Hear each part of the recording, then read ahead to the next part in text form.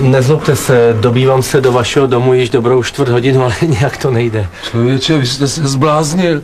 Víte, kolik je hodin? Co chcete? Cokoliv cenného, já si vyberu. Byl byste tak laskav a pustil mě dovnitř.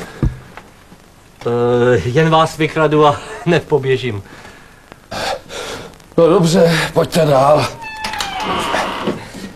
Děkuji, jste velice laskav. Je mi to nesmírně trapné, ale chápete, bez práce nejsou koláče. Ne, je mi to trapné.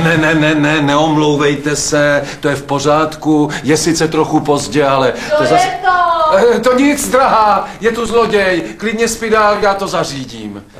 Peníze jsou kde? Jo, tak manželka je má tam pod zrcadlem v kabelce budou. Dáte si pivo? A víte, že ano? Děkuji. Za málo, příteli, za málo. Jen běžte dál, běžte. Šperky jsou v horním šupletě komody. Aspoň tam byly. Znáte ženský. No jo, ale křivdíte své paní. Jsou tady. Ještě vám mohu doporučit tento obraz. Není sice podepsaný, ale údajně je to šikanédr. Je to replika. Ani ne moc povedená, upřímně řečeno. To je možné, já tomu moc nerozumím. Jinak tu máme vzácné hodiny. Jsou určitě pravé, je to dědictví. Ano, ty jsou docela pěkné. Slušný ampír. Měl byste ale dát opravit. Je to škoda nechávat je v takovémhle stavu. Na to já nemám čas, nezlobte se. Ale nic se neděje. Na zdraví. Na zdraví. A pánská jízda. Tak to by nešlo. Vondrová, těší mě. Nějaký Tonda. Dobrý večer. Tak se u nás posaďte.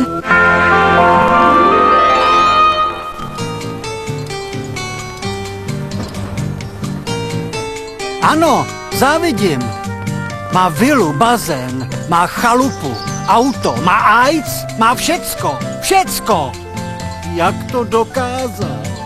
To vše můžete mít i vy, když se zúčastníte slosování o velkou cenu. Ale pane sousede, já nic nepotřebuju. Já jenom chci, aby vám chcípla kráva. Žádnou nemám. Nemáte?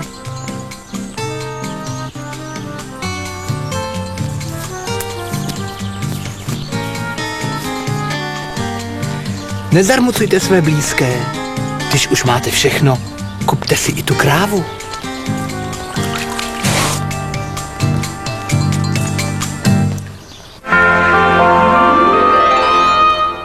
Zdravíčko.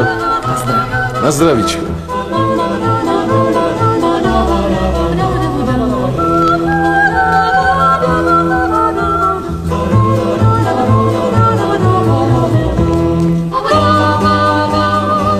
Nějak to vázne. Co? Tati? Tak moment. To vysvětlíte. Je to těžké vysvětlit. Asi to bude záležitost genetiky. Ano, určitě je v tom gen. Byl horký letní podvečer, schylovalo se k bouřce. Otec prostě miloval lidi. Na svou první lásku slečnu Holečkovou vzpomínal celý život. Kdyby ho vír dějin nezatáhl do politiky, určitě by se byl stal básníkem. Nebo... Emile, Miláčku. To je můj vnuk. Dobrý večer. Nezlobte se. Kluk jenom popřeje dobrou noc. Roman, můj syn. Dobrý večer. Doufám, že mi zanecháš všechno, papi. Nebo tě nechám zavřít do blázny. Tak pojď, Emile, No to babička víš, že tu má zanechám. práci. Zastav se pak v mém pokoji. Ukážu ti věci, o kterých se ti jenom zdá.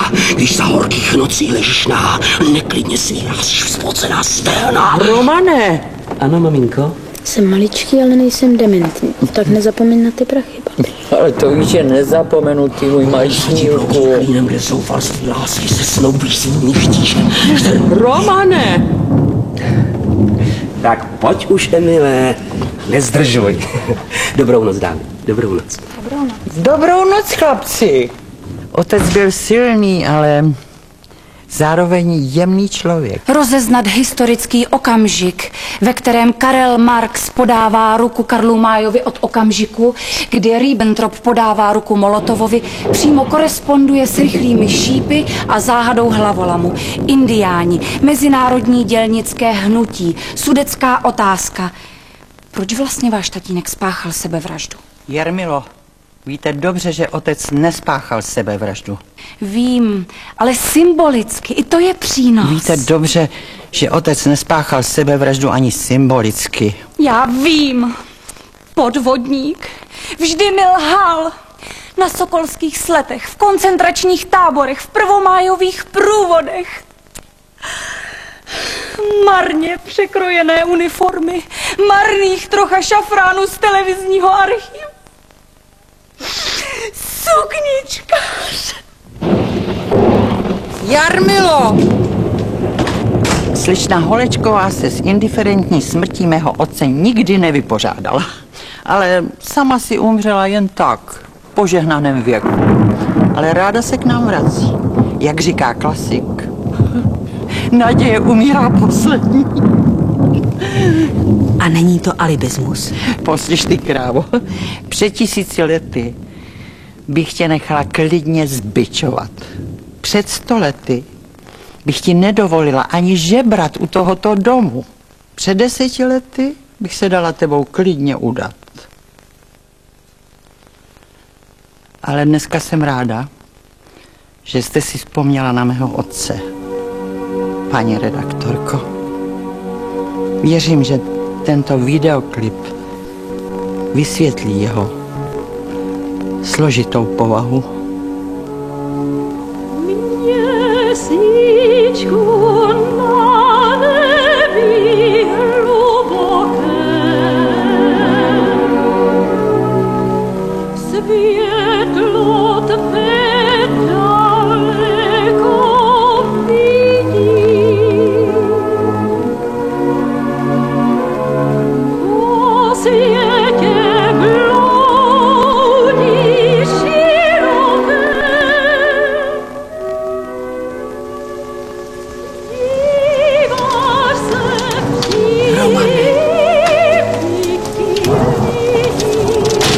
Je vůbec mrtvý Čech Čechem dneška? Dědeček nenáviděl pivo, ale pivo. Politika je světstvo. Nech to.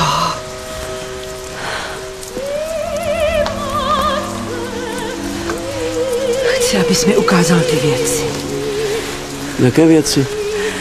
No jak se mi o nich zdá, když ležím spocená, nahá. Dědeček nic? Ty věci, Roman. Tak ať nás nikdo neruší.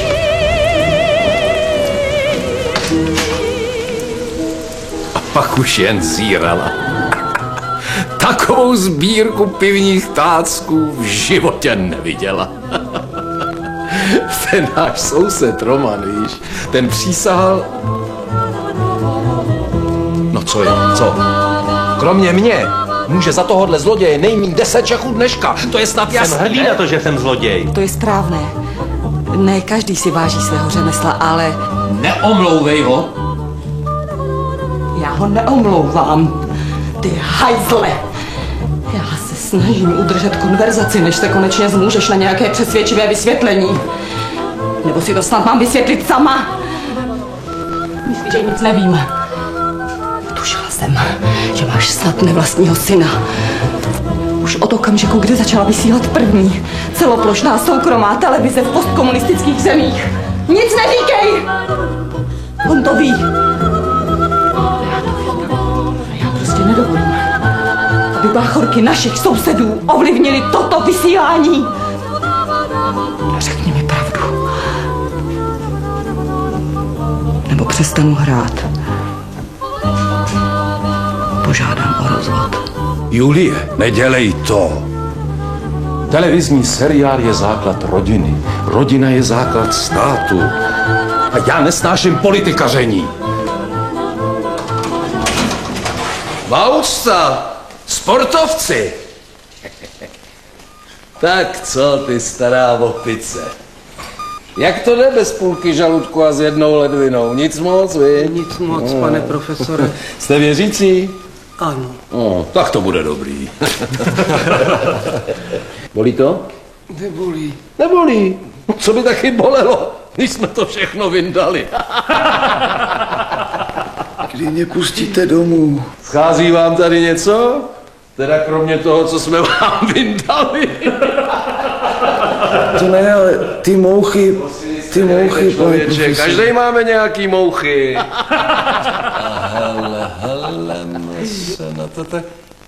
Ty chceš taky domů, ty hlavoděrava?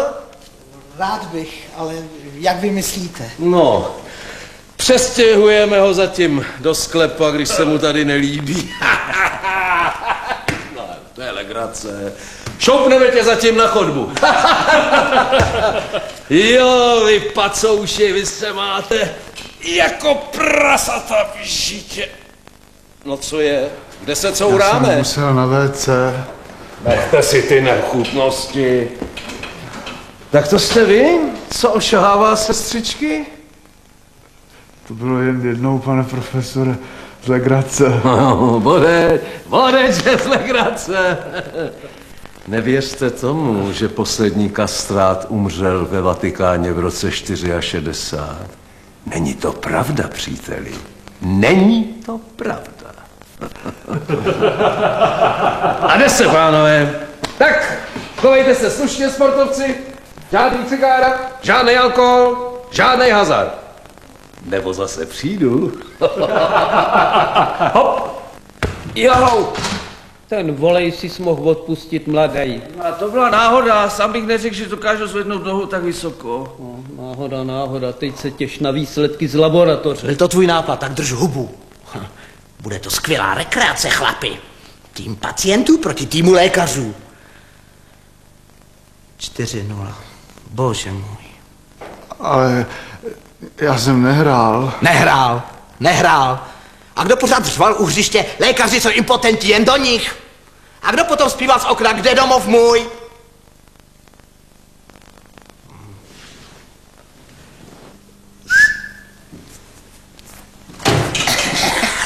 Hráli jsme dobře, co?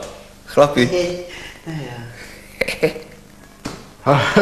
Že jsme jim pochceli prsa, chlapi, co? No, nandali jsme jim to. Kde domov můj, kde domov můj, voda hučí po lučinách, bory šumí po skalinách, sadě skrýt se jarabě, zemský ráj to na pohled, a to je ta krásná země česká, domov můj, země česká, domov můj. A ty, Julinko, dobře víš, že já domů trefím. No tak. Nebude lepší, když to vysvětlím já. Proč? Já rád vysvětluju. Tenkrát jsme ještě žili v půvabném panelákovém bytě na sídlišti Antala Staška. Já měl 18 let. Tondo, zůstaň s námi. Nezůstanu. Odejdu. Tondo, ty zůstaneš. Nikdy. Dopis pro Tondu. Pro mě. Od ředitele pošt. Tondo, nikam nechoď. Zůstaň. No prosím, to ti nestačí. Vidíš, kam vede tvoje tvrdohlavost? Co ti v našem klidném domě schází? Všechno. Tady se nic neděje. Nikdo k nám nechodí. My nikam nechodíme. Nic. Nuda, šeť. Já mu nerozumím. Kam bychom chodili, když jsme doma? Telegram pro Tondu. Pro mě? Tondo, přijdem na návštěvu. Praha 4. Tak vidíš. Pozdě. Už jsem se rozhodl. Já jdu. Jdu do centra. Budu chodit po zalidněných náměstích. Najdu si spoustu kamarádů. A budu se s nima bavit. O čemkoliv. A možná to budu hlásit. A nebo taky emigruju. Ale každopádně budu tančit hard rock. Tondo, nastydneš. Stejně půjdu. Já vás nenávidím. Ale synu, my tě taky nenávidíme. To je málo, tati. To je málo.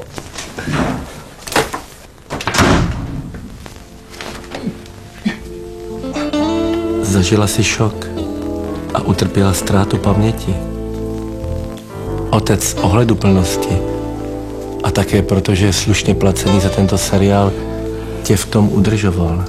Pravda, Shakespeare to zrovna není, ale je to stejně dlouhé a peníze potřebujeme. A také moje lékařská etika mi nedovolila... Vedle. Moc se mi líbí Praha. Ahoj, Tonda.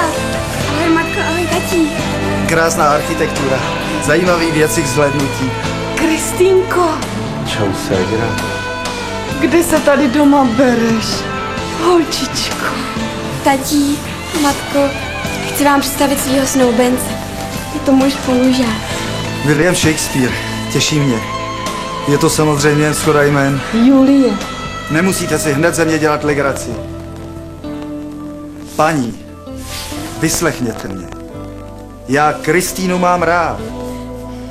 Nevadí mi, že její fotr si nosí z nemocnice toaletní papír domů. No to volte. A že v kuchyni máte i gamanůž. A že vy, madam, chodíte do divadel jen abyste se uplatnila jako dealer kosmetických výrobků. No, nechci moralizovat. Pro mě je důležité, že si chci Kristýnu vzít. Kvůli penězům. Tondo, jsem rád, že jste u toho. Zajímáte se o kulturu? Ne. Takže máte čas. Jo, Co takhle nákladák anglického čaje? proclenej. Ale nebuďte arrogantní. Cena. 500. Čeho? Čeho? Máme dceru? No dovol. Jsem rád, že jsme se po tak dlouhé době vlastně nikdy neviděli. A ten člověk, který vás přived a pak odešel, jak se jmenoval? Schubert. Říkali mu Schubert. A kde bydlí, samozřejmě nevíte, že? Samozřejmě.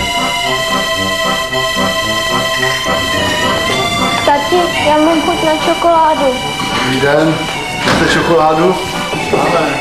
Takovou tu s hoříškama, s mandlema, rozinkama, fíkama, kivy, rejží, bez cukru a umělých přísad. Marsky, jak to jíden železnej. Tak nám dejte 2 matesy, 2 piva a 2 fernety. No, toho ferneta jenom jednou. To řeknu hned, ne? Tati, proč tě lidi nemají rádi? Kristýnko, ty můj miláčku. Lidi jsou jako noční můry, víš. Lítají. A už se to nese.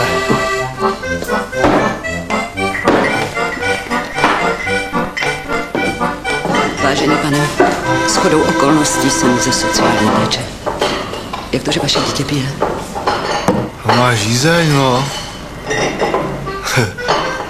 Lidský tělo spotřebuje obrovské množství tekutin, víte? Vy jste v té škole hodně chyběla, že jo? Já myslím alkohol, pane. Jaký alkohol? Já bych jí žádný tvrdý nedával. Když tak na narozeniny nebo na nějaký ten státní svátek. Na to pivíčko, co byste si dala k matesům? Kafe. Třeba sodovku, pane. Hele, nic, vezlim ty stará rachejtle, ale bublinky si konzumuj sama. Vážený pane, tak s tím budeme muset něco udělat. A teď hned.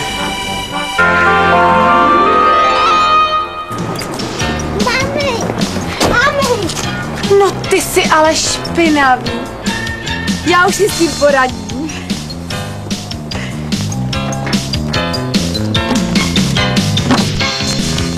Mami! Jako vzpomínka na dětství. Odpadkové koše, mami. Ano, máte pravdu. Je to reklama trapná, dokonce urážející, ba dementní.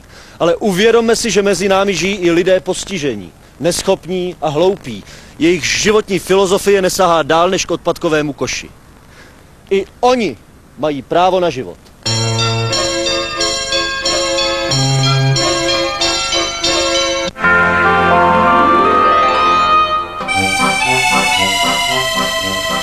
Myslíš, že maminka se vrátí?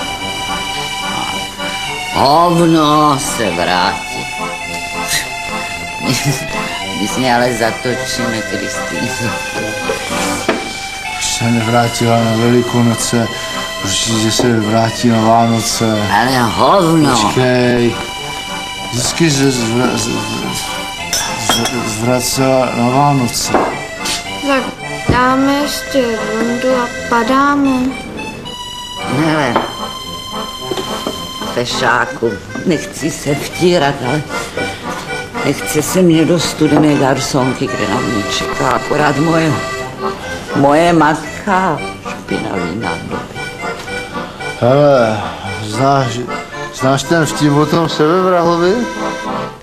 Neznám. Jak stál v tom okně a jak svítilo sluníčko a on říkal, hele, dneska by to šlo. No neznám. Fakt ne? Fakt ne. Znáš nějaký jiný? Když dovolíte, já vám povím vtip. Vlastně je to spíš taková tragická událost. Týká se to mé dcery. Shodou okolností se taky jmenovala Kristýna. Tenkrát jsme ještě žili v půvabném panelákovém bytě na sídlišti Antala Staška. Za sousedy jsme měli takový podivíny. Syn se od nich odstěhoval, žádná škoda. Takovej zlodějský ksich to byl. Celý otec. A ty rodiče pak furt poslouchali rock. Ani ne tak moc nahlas, ale furt. Rušilo mě to samozřejmě. Za prvé jsem v tom čase měl svoji vlastní kapelu a za druhé studoval jsem na bohoslovecké fakultě. Bylo to k nevydržení. Kristýnce bylo tehdy 6 měsíců a tak jí povídám, holka, ty jak chceš, ale já jdu. A šel jsem.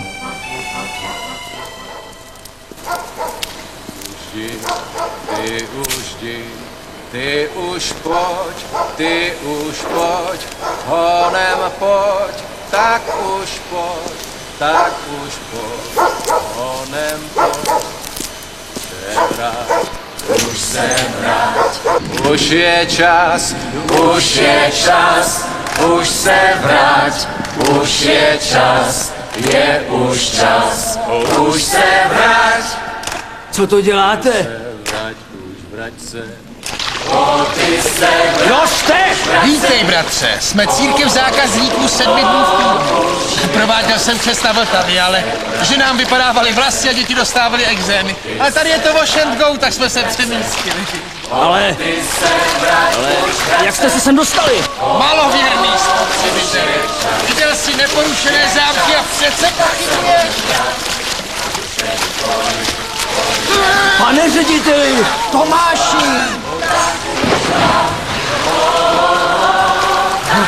Učinil si dobře, že jsi přišel. Každého spotřebitele dříve či později potopí. Tak proč to odkládat? Ale já jsem již pokřtěn, jsem katolík. Pán našeho zákazníka je i náš pán. Přijmi slovu života v blahobytu. Potom se píšeme tvůj majetek a dostaneš naši kreditní kartu. Spotřebiteli konzumente, ať tímto křtem vstoupí do tebe moudrost zákazníka.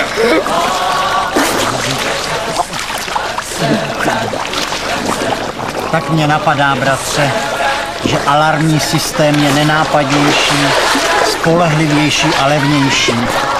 Snad to Tomáš pochopí. Neměj obavy, bratře. Už je také zákazníkem a určitě mu to brzy dojde. A ve svém novém zaměstnání, ať už bude jakékoliv, pokud nějaký seženeš, žij blaze. Od jak živa jsem chtěl mít svou vlastní církev. Ale nejlepší kamarád mi šlohnul nápad. Už má 2 bazény. A já tady čepuju pivo. Kristýnu adoptovali 630,50. Cože? No 630,50, může být. Za 2 máte si 8 piv, 8 fernetů a 2 flašky bílýho? Šubrce! Nech to houšku, rvapix! No, máme smluvní ceny, no. Počkej. 489,20, může být? No to snad ne. No tak ne, no tak 286,40, může být? Ty vole, to chceš, jak ti půjčil, nebo co? Kurva, šubrte, nech to, Žergo!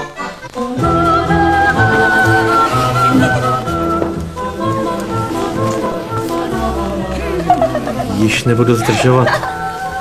Máte ještě něco cenného u vás v domě? Ale vůbec nezdržuješ. Doma ne, ale na chalupě. Dám ti adresu. Špatně se to hledá, ale když tak se zeptáš u souseda. Nedělej si starosti, já to najdu. Díky. Ahoj, tati. Matko.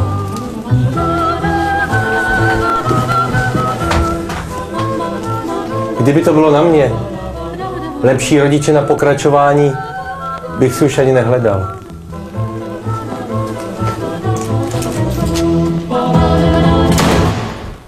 Myslíš, že ho ještě uvidíme? Dokud líbe z nás znělka televizní reklamy bude doléhat na nevlídné chodníky ulic, on najde cestu domů. Myslíš? Určitě. Zaspívej mi něco. Jako tenkrát. Kde pak je to moje zlaté mládí? Zapadlo a nevrátí se víc. Odešli mě všichni kamarádi. Na světě už nemám zcela nic. Ještě kámen se v té vodě obrátí. Mládí mé se už nenavrátí. Ještě kámen se v té vodě obrátí.